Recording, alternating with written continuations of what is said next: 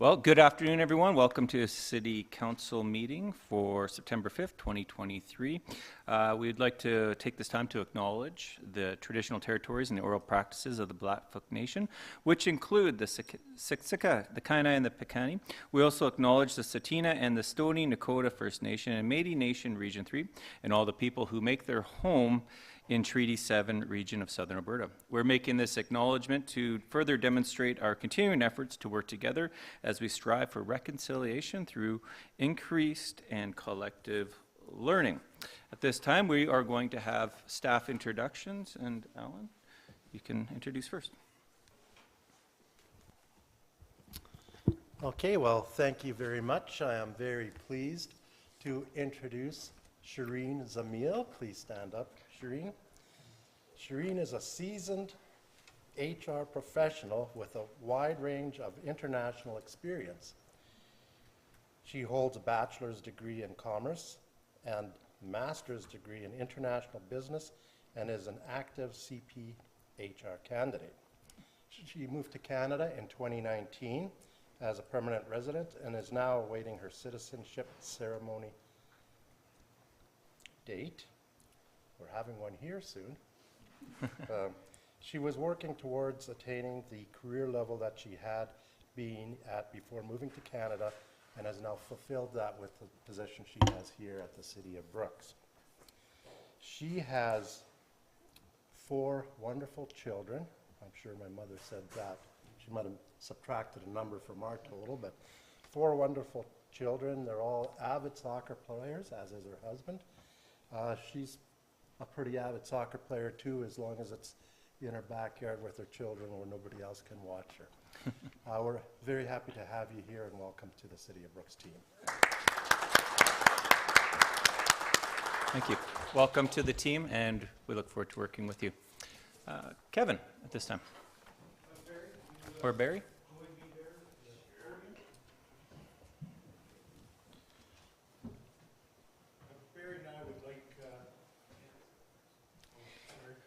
Press the button. There you go. Barry and I would like to introduce 2 of the newest volunteer firefighters with the Brooks Fire Department. The first one is Joy Carrillo. Come on down, Joy. Joy's with the Alberta Health Services Community Peace Officer, and he works in the Brooks Health Centre.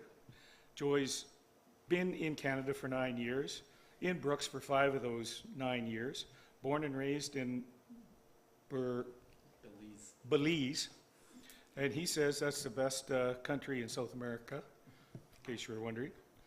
And right here is Sam Vanderscoop. He's the parts manager for A&E Motorsports.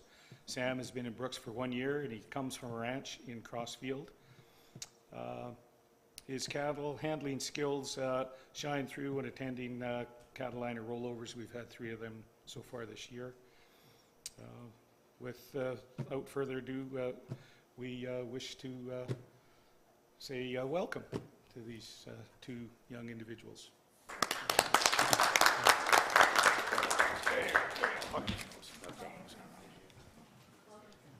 Thank you very much. Thank you very much for your service. Thanks. Good to see you. Yeah. Can I call the meeting? Yeah, you can call it to order now. Once they're done.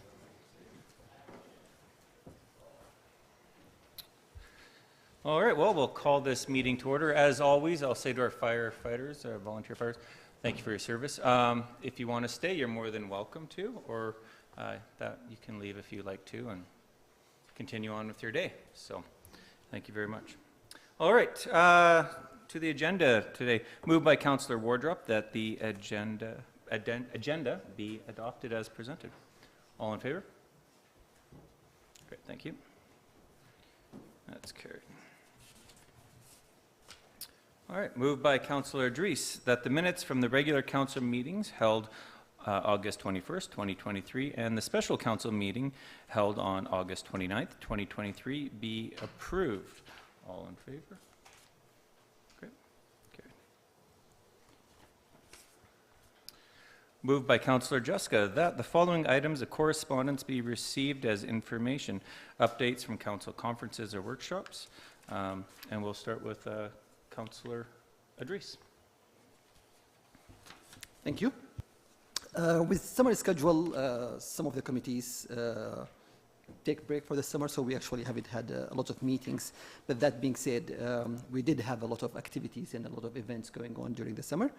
So I'm just going to go through some of those, but I'm going to start with joint shared services. There were no meetings during the summer, but we actually had a special meeting where we discussed healthcare in our community, and we are looking into different options and different models that can improve the delivery of healthcare in our community from availability perspective, from efficiency perspective, from also affordability in the system-wise perspective. So some of these are in the work, and hopefully there will be a lot that can come from that. Then we also jumping to other groups. So the BRZ, we had a meeting, I think the last meeting, we actually met throughout the summer, but some of the activities and events going on are, we had, there was a discussion about a mural project, but it didn't go as planned, but there was one additional mural in Brooks that was done on the old Red Cross building, North Star building, and there is some work on what could be done with that, not that specifically, but in general the project. There is a car show coming up this weekend, and we continue to promote the farmers market on Thursdays. In the business community, many business owners have agreed to stay longer during that day, to stay open longer. Safe Communities Committee, we discussed a number of different events also at the last meeting we had, I think in June, and some of those events happened during the summer. So there was a youth police academy. I think about 7 cadets went through the program, and I was actually able to attend the graduation ceremony. It's actually a very good program. It takes young people for a week where they learn about themselves first. They learn leadership. They learn some skills, and from what I heard from the people who attended, there is a big improvement even in that 1 week in the youth that attend the program. There was the 3rd annual community barbecue that the Safe Communities Committee put together. Well attended. The bandits were there, and there was people taking pictures and enjoying the summer together. There was also, I think it's the 2nd or the 3rd annual emergency services slow pitch game that I think happened about 2 weeks ago. Not last weekend, the weekend before that, and again well attended. So thank you to Safe Communities Communities Coordinator in the work that she does. That's my report. Thank you very much. Bill is not here, or Councillor Prentice is not here today, and so we'll excuse him, but I'll give my report. Again, it's summer, and so a lot of our committees that we're on are on break, and I think we'll have a whole bunch to talk about once the fall really gets rolling. A couple of things I do want to mention. Chamber of Commerce, we did have a meeting last week. Things are moving forward. We're looking forward to reestablishing our long tradition of serving the business communities. We have a new incoming president, Brad Asher-Mender, I believe, from Magnetic Signs is his last name, and he's looking forward with good vision to move forward and working with our local groups. Joint services, Councillor Idriss really mentioned those ones. Silver Sage, the rodeo was a great success again, and it's always good to have the ranchers, the farmers, and our local citizens participate in all the activities that are there. We had a circus also happen, concert fundraisers. Concert fundraiser is happening this weekend on Saturday night. And so Silver Sage is looking healthier than ever. The board is strong, and we're moving forward with the projects out there. Also, just reiterate, this weekend we have the car show. It seems like Brooks has been busy this summer, as usual, with the plus 55 games, all the things that the city's supporting. And tonight is the Bandits game. So that's all I'm going to mention on that note. So to that, we'll make a motion to accept this as information. All in favor? All right. All right, moved by Councillor Nesbitt that the administrative report, Fire Department for 2023 update be accepted for information. Kevin. Thank you, Your Worship, through to all of Council. Staff wishes to provide Council information regarding the Brooks Fire Department for the time period of January 1 through August 30th, 2023. Calls for service thus far have been 319, indicating a 9% increase from 2022, where the call volume was 291. As of August 30th, the department responded to a total of 319 calls, of which 71% were within the city limits and 29% were within the rural response area. Interesting to note, EMS assist calls were down 44% from the same time last year. We received 27 calls in 2022 and only 12 calls so far in 2023. Grass fires are up 71% compared to the same time last year. So we've attended 31 in 2022 and 53 in 2023. Motor vehicle collisions are slightly lower for this year. We've had 39 compared to 42 in 2022. Water rescue calls are slightly higher. We've had 5 compared to 3 in 2022. Livestock rescue calls are the same as they were in 2022, both receiving 3 calls for service. Property fire calls are up from 4 in 2022 to having done 10 so far this year in 2023. Our regional fire training facility has been utilized by outside agencies for 11 days this far in 2023, compared to 12 days in 2022. Currently, there are 6 vacancies due to career advancements, as some of our volunteer firefighters are now employed as full-time firefighters, some in Siksika Nation, Lethbridge, and Red Deer. Staff would like to acknowledge those exceptional women and men that proudly serve with the Brooks Fire Department. And therefore, staff recommends to Council to accept this as information only, and if there's any questions, I'd be pleased to answer them. Thank you very much. Any questions at this time? Yeah. Just one question then. So the 2 that we had here today, does that mean now we're at 4? Negative. There were a total of 8. Oh, okay. And we brought these 2 on. We're hoping to have more than 2 to present to you, but it's just not the case. So. And then, so I'm just curious, how do you recruit? How do you do that? Sure. Typically, it's word of mouth, and a lot of applicants come in without any knowledge. They just they have an interest in giving back to their community, and they either come in and speak to us in person or send the application through email or correspondence like that. Great. All right, well, we'll get you some more recruits. Thank you Sure. very much. You bet. All right, moved by Councillor Nesbitt that the administrative report for the Fire Department 2023 update be accepted as information. All in favor of that? And we're carried. Thank you. All right, new business here. Moved by Councillor Wardrop that September 1st to the 30th, 2023 be hereby proclaimed as Alberta Cultural Days in the City of Brooks.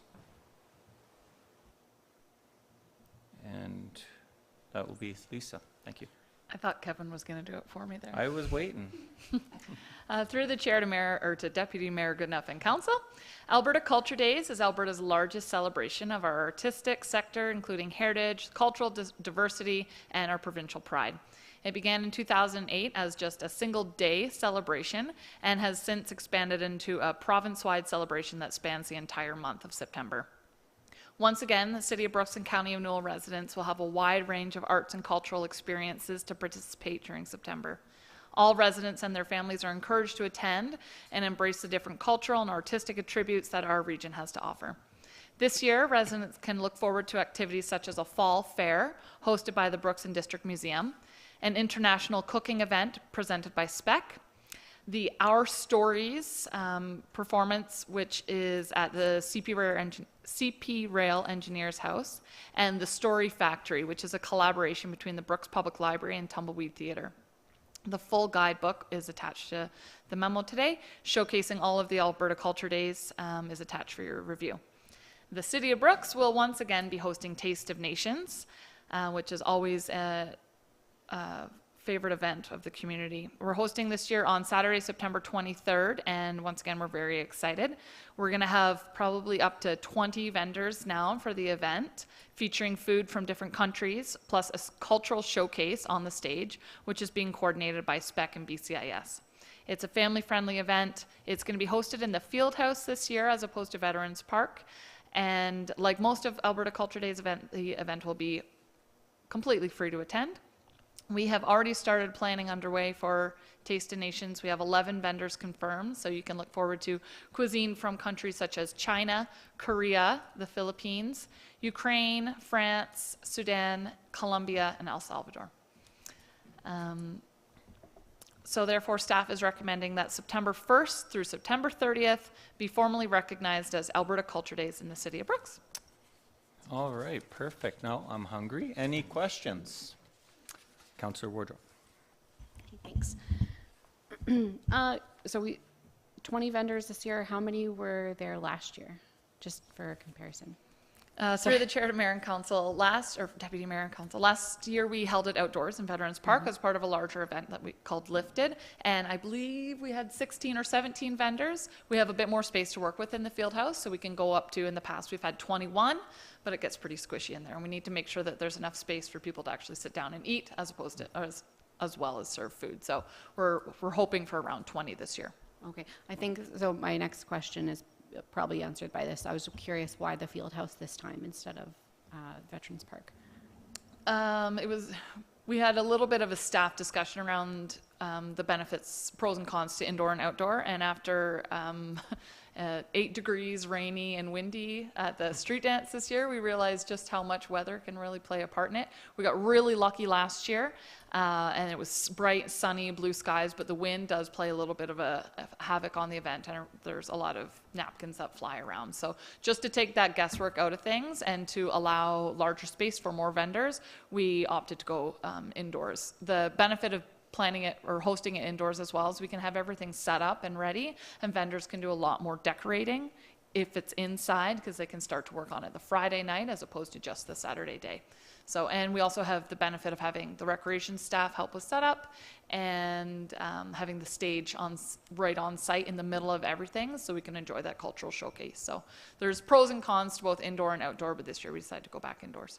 Perfect. Thank you. Any other questions? I think it's going to be amazing. 20-some places to eat and to engage our culture and our people of our city. So thank you. All right, all in favor to the motion for information? Thank you. Okay. All right. Moved by Councillor Jessica that the week of October 8th to 14th, 2023 be hereby proclaimed as National Fire Prevention Week in the City of Brooks. Deputy Fire Chief Barry. Good afternoon. Through the chair to your worship and council.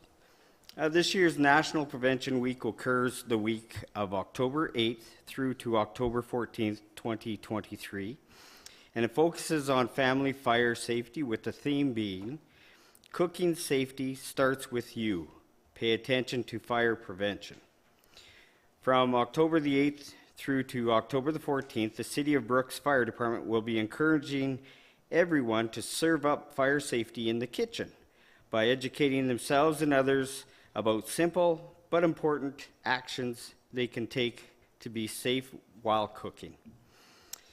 Cooking fires are the leading causes of home fires, injuries, and death. Individuals can prevent most cooking fires and burns by utilizing a few simple but effective tips. Cook with caution, be alert, stay in the kitchen while using the stovetop, and use a timer while baking or roasting items in the oven so as not to forget. There will be an open house for the public on Saturday, October the 14th from 9 a.m. to 12 p.m. at the Brooks Fire Hall, with tours and demonstrations being held to celebrate Fire Prevention Week. Vulcan County Fire Safety Unit, along with the County of Newell's Emergency Response Unit, will be on display for children of all ages to experience.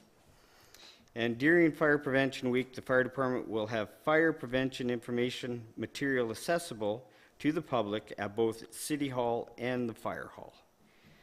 Therefore, staff is recommending that council officially proclaim the week of October 8th through to October 14th, 2023 as National Fire Prevention Week in the city of Brooks. Thank you, and I will answer any questions. All right, is there any questions at this time? I guess we all have some good cooks here. Yes, Councillor Wardrop. Right, it's just more of a comment, but I would just like to compliment you guys on the event that you put on last year. It was fantastic, and I really look forward to going again. It was really educational, and it was great for the whole family. Thank you. We look forward to seeing you and the kids there again. That was a lot of fun. All right, to the motion. All in favor? All right, passed. Thank you. Moved by Councillor Dries that policy number F-001-016, entitled Asset Retirement Obligation Policy, be approved. Shelley. Thank you. Through the chair to Deputy Mayor and Council.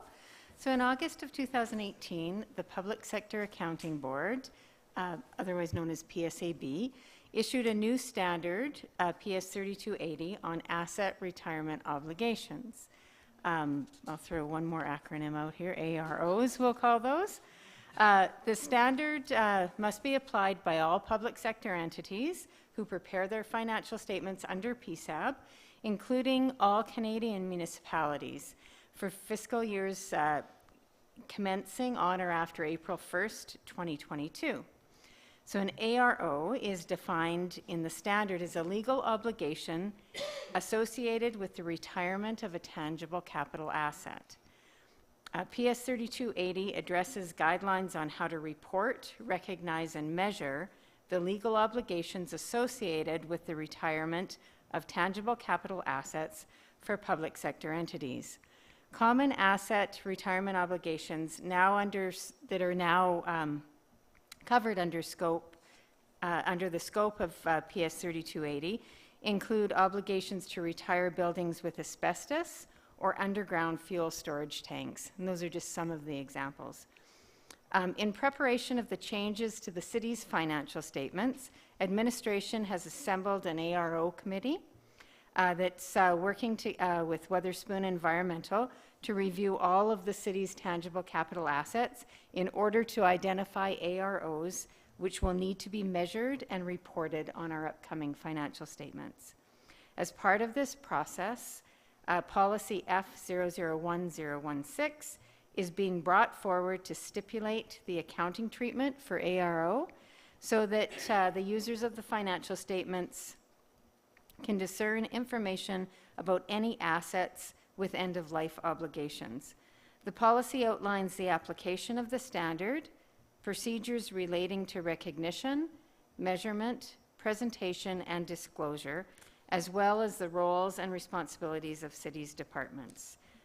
Therefore, the recommendation is that Council approve policy F-001-016, asset retirement obligations. Okay. Any questions on this? Councillor Jessica. Thanks, Shelley. So when they talk about retirement, that would be sale of an asset or demolition of an asset, especially for things like I know we've got old buildings and they're going to have asbestos in them, so that's all going to be part of the inventory. Yes, through the chair to Councillor Jessica. That's basically what it's dealing with. Okay, thank you. Councillor Dries. Thank you. So we didn't have something like this in the past in our finances, right? Or did we have something and that this is the new thing? So through the chair to Councillor Idris, no, this is a new standard. We have always had to express a liability in regards to our, to the old landfill that's going through reclamation. So that is basically the retirement obligation we had with the landfill. With this, that was legislated under a different standard. With this new standard coming in, the reporting of that liability will be moved over to the new standard. So this is really encompasses a little bit more. And we've always had to express on our financial statements, although it doesn't apply to the city of Brooks, any contaminated land issues that we would have. So that is something that we have to review all of our land. At this point, we don't express a liability in our financial statements. But this standard has been up and coming for quite a few years.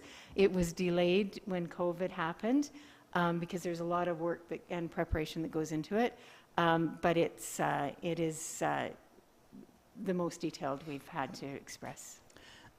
So my next question is, and I don't know, because you are saying you are working with someone around this, do you know how much that will increase to our liability at the end of this year, like approximately? So through the chair to Councillor Idris. So we have just completed this, or I shouldn't say completed, we've just at the end of our scoping phase, where we've identified, in our case, it is just buildings that may or may not contain asbestos. And we're working with Weatherspoon Environmental. In fact, I believe it's next Friday, or this Friday, they'll be here to do preliminary site investigations to try and estimate the extent of the asbestos. So how it's expressed is it basically is added as an expense to the actual asset and then amortized over until the end of the useful life. So, but we aren't in the measurement stage yet, just in the scoping, and then we'll start doing the measurement right away. Okay. And then in terms of like vehicles and things like that, like sometimes at the end, for example, we had a fire truck that we gave away. So if there was some sort of a liability for end of life, and then we do something like, does that get impacted? So through the chair to Councillor Idris, of course, everything in accounting is complicated, but basically any end-of-life obligation has to be considered. It does have to be material for us to report that liability. So in some cases, although there would be lots of some liabilities associated with retirement of some assets, it does have to be substantial and kind of beyond that materiality. Okay. One last question. There is somewhere here, like I think it's number 3. Including obligations created by promises made without formal consideration.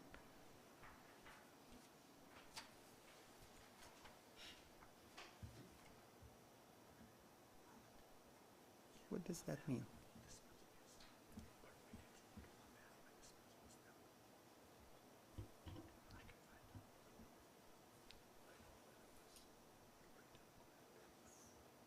So through the chair to Councillor Idris.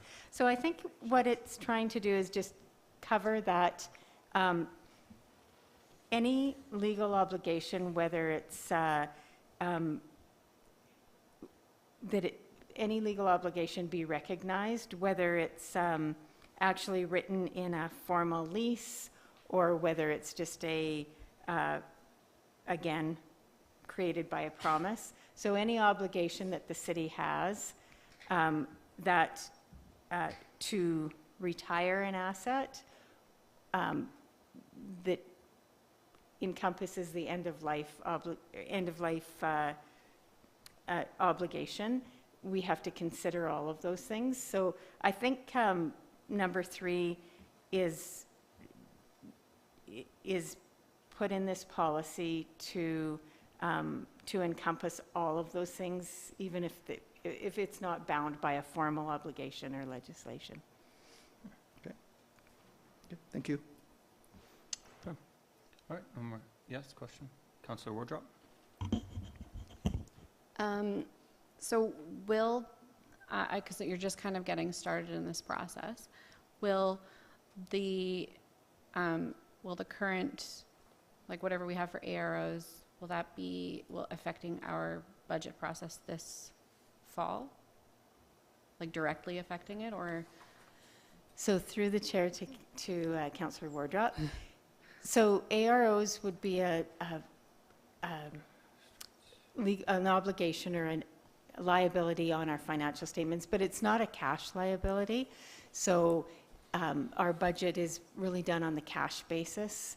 So it really will have no effect on our budget, for sure. Okay, so even like, so as the liability increases, just the portion that we put aside for that certain thing will have to increase to cover the liability, so would it? So Not still- the costs, so the costs are incurred when we actually remediate something or when the end of life comes, and that's when we budget for it. But basically, by putting a liability in our financial statements, it discloses that there will be a cost up and coming that we have to account for, just because that provides a better picture of our financial health, that we know that we're going to have that liability, but until it actually happens, it wouldn't be a budget item. Thank you. Any more questions? Seeing none. All in favor of the motion for us? Great, thank you. Thank you, Shelley. All right, moved by Councillor Nesbitt that the council award the project initiation, community consultation and concept drawings for a new skate park to New Line Skate Parks in the amount of $64,900 for 2023, and the technical design and construction drawing site, geotechnical study and topographical survey, electrical engineering, lighting, plus irrigation design for the skate park to New Line Skate Parks in the amount of $87,000 in 2024. Don. Thank you. Through the chair to Deputy Mayor and Council.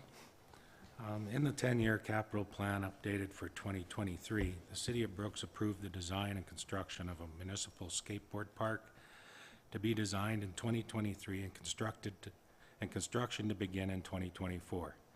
While the existing skate park remains a valued amenity for local skateboarders, scooter enthusiasts, and BMX riders, the facility condition has deteriorated extensively over the last 15+ years and is exhibiting significant performance deficiencies affecting its proper usage. The city's current skate park is located at 877 Sutherland Drive East and includes approximately 20,000 square feet of skatable, playable area. On June 26, 2023, staff posted a request for proposal on Alberta Purchasing Connection to retain a qualified contractor to provide design services to complete site analysis, public consultation, conceptual design, and full engineered design of a skate park and pump track. Further, once design is completed and approved by the city, the contractor shall undertake all steps required for successful construction of the project. Attached is the concept in the RFP the contractors were to base their costs on. The project requires that the contractor work with local skate bike park users, members of the community, city representatives, the Recreation and Parks Board, and skate park experts to design the facility according to the user's needs and desires. Further, the contractor should ensure that the completed facility is suitable for a wide range of age groups and skill levels with the design. The city's intent is to select from submitted proposals to the RFP a contractor responsible for all stages of the project. This will involve, but not be limited to, conducting public input sessions to determine the wants and needs of the community as it relates to the project. Designing the site for a skate park of similar size to the existing skate park with the addition of a pump track, including associated grading, access, parking, etc. Construction of the approved skate park pump track design. The contractor may be requested to attend Recreation and Park Board and/or council meetings as necessary to outline their findings. The successful contractor shall not begin the construction phase of the project until such time that the final design is approved. All construction funding is in place, and formal notice to proceed with construction is issued by the city. The intent is to begin consultation services for the design component of the project in the summer of 2023, and construction to take place in 2024, upon the construction funding being secured and approved by City Council. 2 submissions were received, one from Drop-In Skate Parks. Their proposal was incomplete and did not break out the following steps: project initiation, community consultation, and concept design. Step 2, technical design and construction drawing site, geotechnical study and topographical survey, engineering, electrical engineering, lighting and irrigation design. And step 3, construction as-built, operation and maintenance training estimate. The second proposal was from New Line Skate Parks. Their proposal was complete with costs provided for the following steps. Step 1, project initiation, community consultation, concept design, geotechnical study, and topographical survey was $64,900. Technical design and construction drawing site, electrical engineering, lighting plus irrigation design is $87,000. And the construction as-built drawings, operational maintenance training estimate was anywhere from 1.2 to 1.8 million, dependent on the design. Due to the one submission being incomplete, New Line Skate Parks is the preferred proposal. The budget for 2023 is $100,000. Staff recommends awarding the work to New Line Skate Parks in the amount of $64,900 for 2023 to complete the first step and address the second step of $87,000 in 2024 capital budget for a total of $151,900. The 10-year capital plan has a budget of $1.5 million for the skateboard park, including the first, second, and third step.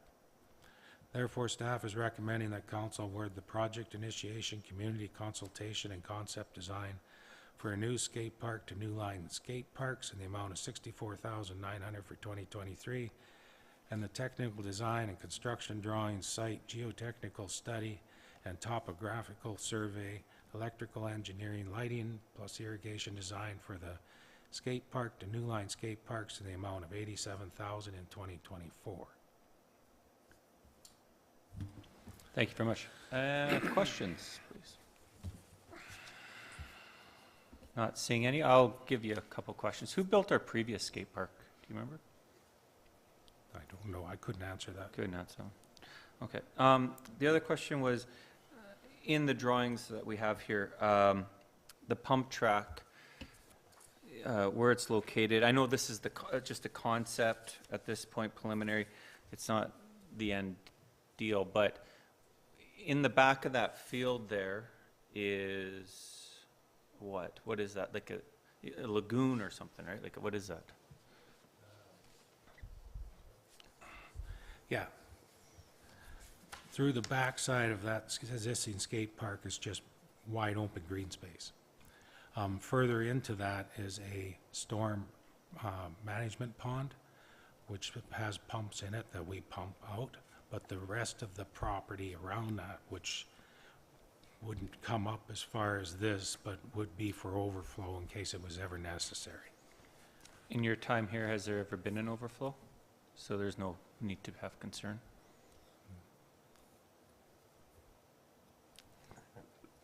Okay.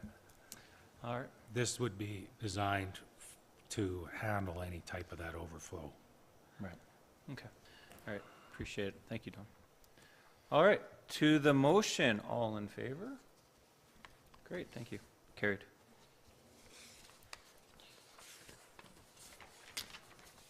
Moved by Councillor Wardrop that the council approve the installation of the 3 signs following the confirmation of the final design that could be funded from council project reserves. Don, again, please. Thank you. Through the chair to Deputy Mayor and Council. Staff was directed to cost out a sign to be built and hung on the Welcome to Brooks signs. Locations are East and West Castles Road and 2nd Street West North. The sign would read Centennial Couple Champions, Brooks Bandits as attached. Costs were received at $1,891 per sign, or 3 signs for a total of $5,675. At the August 29th, 2023 Council Committee meeting, administration was directed to bring this forward to the September 5th, 2023 regular council meeting for council to approve the installation of the 3 signs. Confirmation of the final design will occur in the near future. The final design will most likely impact the cost. Therefore, staff is recommending that council approve the installation of the 3 signs following confirmation of the final design, and then it be funded from council projects reserve. All right, any questions on this? All right, seeing none, all in favor? Passed. Thank you. Carried. Questions from the media? Sandra?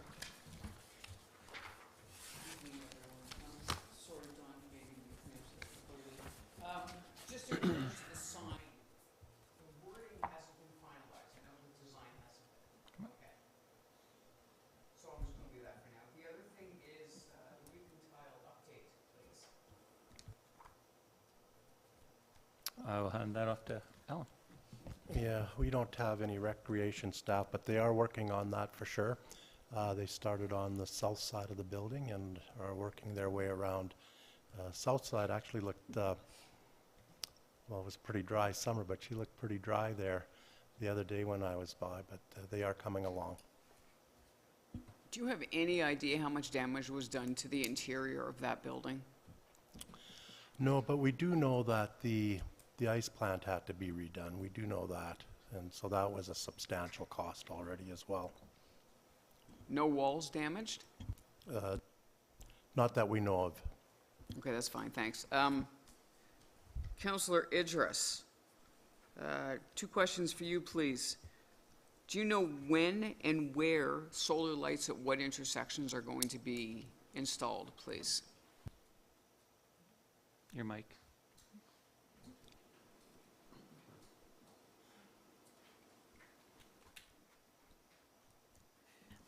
They are going to be installed at Lake Stafford Drive and South Shore Drive and Castles Road, and I believe 8th Avenue West, but I can confirm for you.